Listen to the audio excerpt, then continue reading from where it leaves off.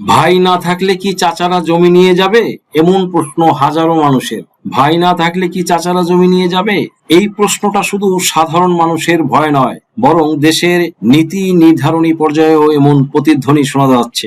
সম্প্রতি আন্তর্জাতিক নারী দিবস উপলক্ষে এক আলোচনায় বাংলাদেশের আইনমন্ত্রী একটি অত্যন্ত গুরুত্বপূর্ণ এবং ব্যক্তিগত অভিজ্ঞতা তুলে ধরেন। এই প্রসঙ্গে আইনমন্ত্রী তার বক্তব্যে কি বলেছেন সেই সম্পর্কে বিস্তারিত জানতে এবং এই সমস্যা থেকে কন্যারা বা বোনরা বাঁচতে চাইলে ভিডিওটি স্কিপ না করে শেষ পর্যন্ত দেখতে থাকুন।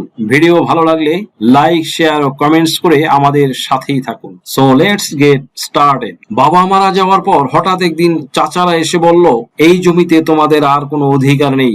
সেদিনেই প্রথম বুঝেছিলাম আপন মানুষই কখনো কখনো সবচেয়ে বড় অপরিচিত হয়ে যায়। ভাই না থাকলে কি সত্যি মেয়েদের ভাগ্যে শুধু হারানোই লেখা? গ্রামের মাটির গন্ধে যে মানুষ বড় হয়, তার জীবনের সঙ্গে জমির সম্পর্ক শুধু অর্থনৈতিক নয়, এটা আবেগের, স্মৃতির, অস্তিত্বের। আমাদের দেশে জমি মানেই পরিচয়, মানেই শিকড়, মানেই বেঁচে থাকার নিরাপত্তা। কিন্তু সেই জমিকে ঘিরেই কত পরিবার যে অশান্তি, বিভেদ আর কষ্টের গল্প তৈরি হয়, তার হিসেব নেই।